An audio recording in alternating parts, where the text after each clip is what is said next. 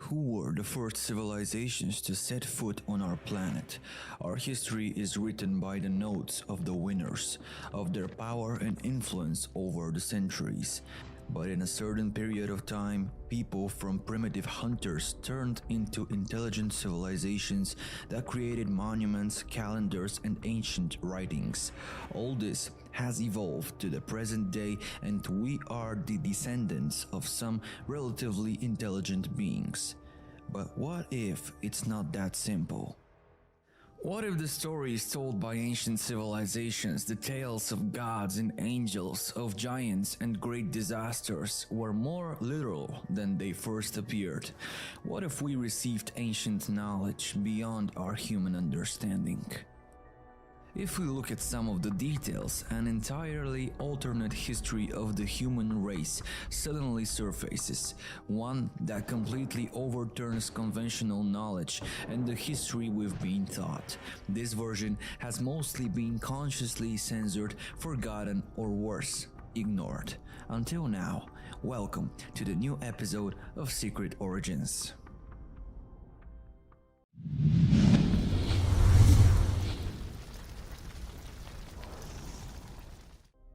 In the beginning of 1946, in the area currently known as the West Bank, a group of Bedouin teenagers tend their sheep and goats near the ancient settlement of Qumran. To pass the time, they toss around the stones they find strewn across the uneven desert terrain.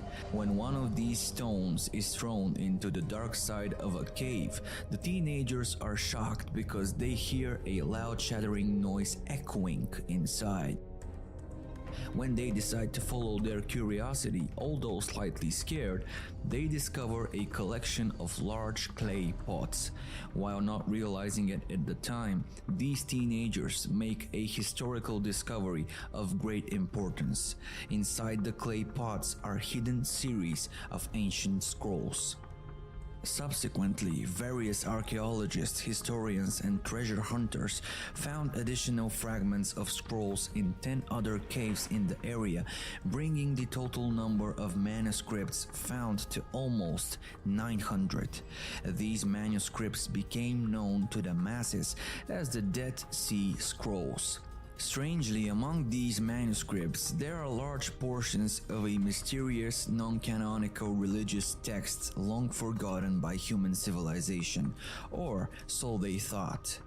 In our days, this text is known as the Book of Enoch. In its entirety, the Book of Enoch consists of 5 books: the Book of Watchers, the Book of Parables, the Astronomical Book, the Book of Dream Visions, and the Epistles of Enoch, containing about 100 chapters altogether.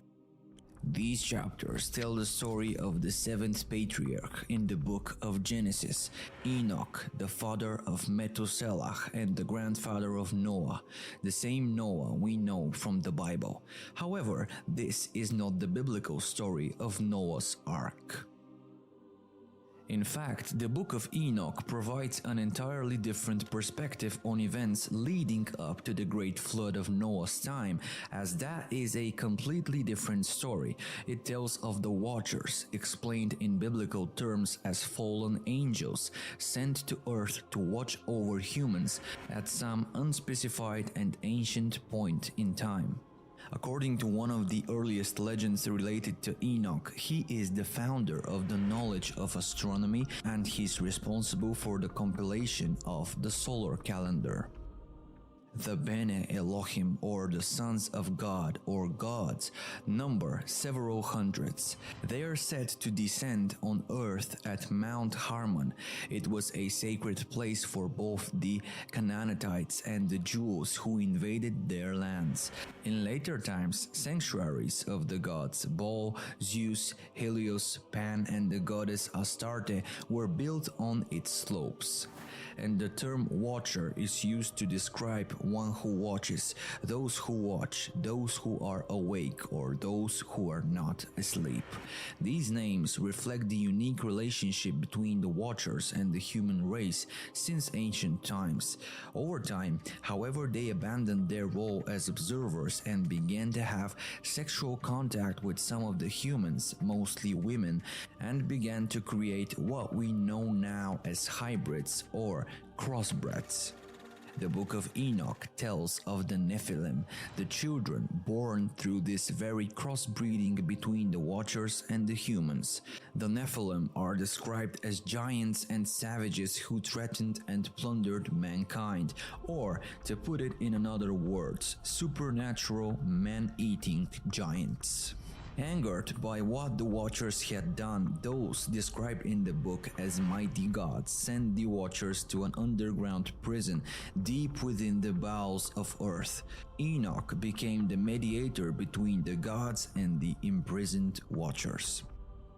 This further provoked the wrath of Yahweh, and according to the Bible, the consequence of this mingling between the fallen and the mortals leads to the creation of half-angelic, half-human offspring. The book describes Enoch's journeys between heaven and earth in his role as mediator, how he flies with angels and sees the rivers and the mountains and the very ends of the earth from above. Despite Enoch's intervention, the gods decide that because of what the planet has become, it and all its inhabitants must be punished. Of course, the punishment is a great flood. This flood destroys the Nephilim and leaves the Watchers in their prison. Before that, however, Enoch has been taken to heaven in a chariot of fire. This is not the only place in the biblical canon in which the Nephilim appear. The Israelites visited a land inhabited by Nephilim who were so large that they made the Israelites look like locusts. Of course, many things in the Bible were seen in modern times as allegorical, and this is more of a philosophical myth than a historical record.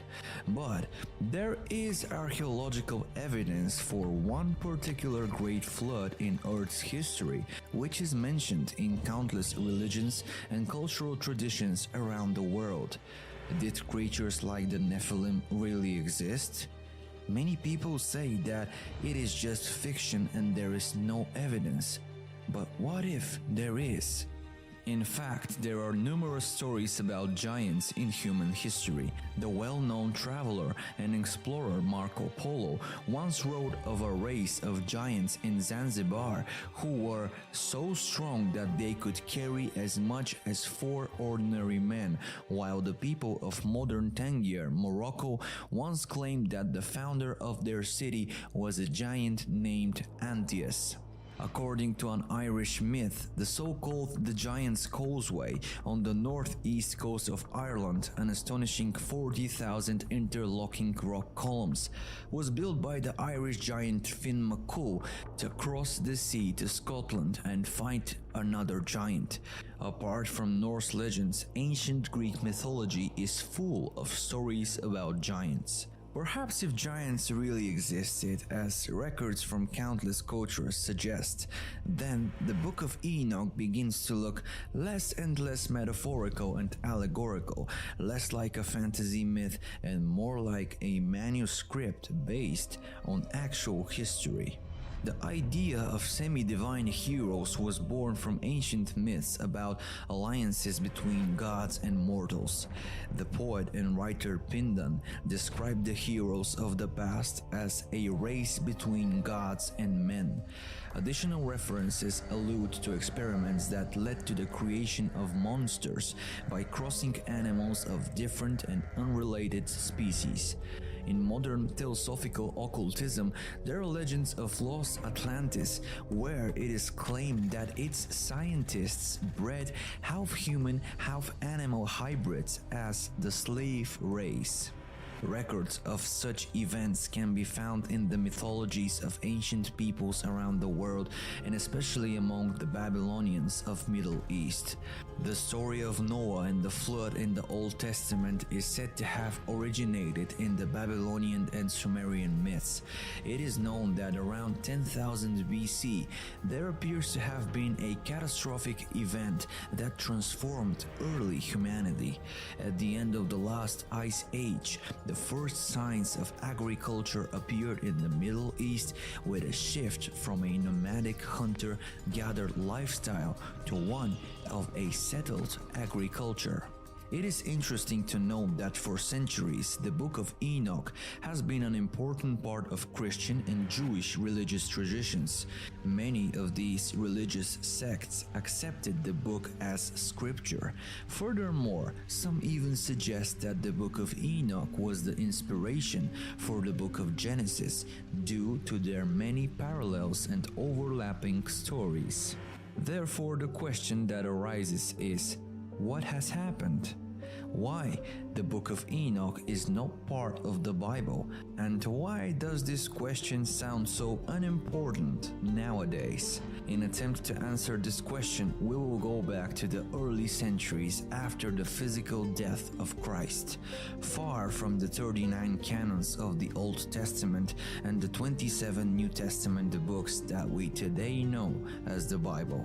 Originally, there were many Gospels and religious texts that made up the broad spectrum of the Christian tradition. As the Christians started spreading after the death of Jesus, the growing Christian church gradually began to choose which texts would be read and followed, which texts would be considered divinely inspired. The church needed unity, and to create it, the establishment of an official canon was required. In Dan Brown's book Da Vinci Code, this canonization is remembered as something rather nefarious that happened at the First Council of Nicaea in the 4th century. According to the book, it was there that Emperor Constantine and the others high-ranking church authorities, led by their own secrets and desires, shaped official Christian canon. Unfortunately, this is not historically accurate. The Council of Nicaea did not send the official Christian canon, but let's not blame Dan Brown. The famous philosopher Voltaire also made a similar claim in the 18th century. Although the story is not factually accurate, it is accurate in a sense. Why? The high-ranking members of the church are certainly there, choosing what is included in the official biblical canon. They argue among themselves, portray their opponents as heretics, and almost certainly seek to expand their own power. However, all this did not happen at one particular council, but rather it was a long process that continued between the 1st and the 4th century. When the process was completed and the Bible was officially compiled, the Book of Enoch was not included. But how could something as meaningful and powerful as the Book of Enoch have been left out? Didn't they know about it? In the search for answers, one can examine other Gospels that were also censored from the final version. For example, the Gospel of Peter, a fragment of which was found in Egypt in 1886, which tells the long-missing story of the reborn Jesus leaving his tomb, and includes 2 giant angels and a floating cross that says, "And they heard a voice from heaven, saying, 'You have preached to those who sleep.' And an answer was heard from the cross, 'Yes.'" Or consider the Gospel of Mary, that notorious script in which Mary Magdalene is listed not only as one of Jesus' disciples, but as his beloved, perhaps even his wife. In this Gospel, Peter asks why he and the other disciples should listen to Mary, a woman to which Matthew replies, "If the Savior has made her worthy, who are you indeed to reject her?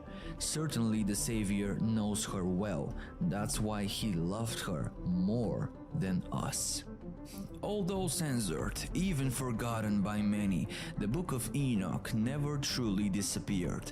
There is something deeper behind it and its incredible stories, something that goes beyond the familiar and ordinary, regardless of whether it is a part of the Christian canon or not. The ancient Greeks believed that Enoch and the god of wisdom, Hermes, were the same person. But who was he? In legends of the Jews of antiquity, Enoch is king over men who reigned exactly 243 years. He was overflowing with wisdom and the whole world consulted him. According to the ancient Egyptians, Enoch was the builder of the Great Pyramid, writes the geographer and historian Taghi ad-Din Ahmad in his work Hittat. He notes that Enoch was known among the peoples under 4 different names: Saurit, Hermes, Idris, and Enoch. For the Arabs, Idris means sage or forefather, and for Jewish as well as Christian theology, Enoch is the 7th of the 10 forefathers, one of the patriarchs. Before the flood, Enoch was the father of Methuselah, who nevertheless lived to the biblical age of 969. In the Old Testament, in the book of Genesis, Enoch is mentioned with as many as 5 sentences. There we also read, "And Enoch walked after God and disappeared because God took him." Just like that, he suddenly disappears. In Hebrew, the name Enoch means initiated, enlightened, knower, and this initiate does just that. He makes sure that his knowledge does not disappear without a trace. The examples could go on, and so it is fair to ask why Enoch, regardless of his name, continues to appear in the traditions of almost all ancient civilizations. The answer may be found much further back than the Greeks, the Egyptians, or even the Babylonians, perhaps even beyond the time of ancient Sumer. According to Sumerian texts, the earth was visited by a group of supernatural beings sometime in the distant past.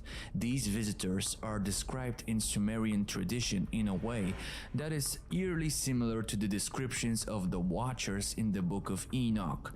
Instead of Watchers, however, the Sumerians called these beings Anunnaki, which literally means those who came from heavens. They were perceived as gods to the Sumerians, and according to modern thinkers such as Zecharia Sitchin and Erin von Däniken, they are an ancient race of extraterrestrial beings who came to Earth. Interestingly, the Sumerian texts tell stories of the Anunnaki who, like the Watchers, began to interbreed with human beings. In this process, a hybrid race with entirely new species known as the Nephilim was created. Like the gods of the Book of Enoch, the Anunnaki were angered by the state of the earth and caused a great flood. Same story told in a slightly different way. As you well remember and know, it is not the form that matters, but the content. Perhaps maybe this is the only way we can read the true codes of our reality. Could it be that the Book of Enoch, as well as other related traditions, are simply retelling the older Sumerian story of the Anunnaki? Or simply over time, the same story has been wrapped and reshaped all the way to the present? Not only that the Book of Enoch is written in first person, but the author repeatedly asserts his authorship in the text, as if he feared that future interpreters would be so limited that they would not understand him. In the first month of the 365th year, on the first day of the first month, I, Enoch, was in my house alone when 2 huge men appeared to me, the like of which I had never seen on earth. Let's consider the agrarian revolution that began around 10,000 BC, during which humans moved from a lifestyle of hunting and survival to farming and settlement. According to historical data, as early as 9500 BC at the lands where current Kurdistan is now, barley, wheat, rye, oats, peas and lentils were grown, and goats and sheep were domesticated. Interestingly, the Kurdish people claim to be descendants of the children of the jinn, or the children of the spirits. Is this an ancient cultural reference to the interbreeding between the Anunnaki and human women? The ancient Near East is also known as the cradle of civilization, and the earliest city-states were found in the Mesopotamia region.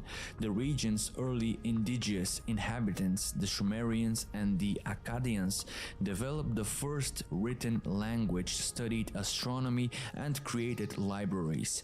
The Babylonians and Assyrians followed them. In the mythologies, all of these races, there are stories of how the gods came down to earth and taught them their arts and knowledge.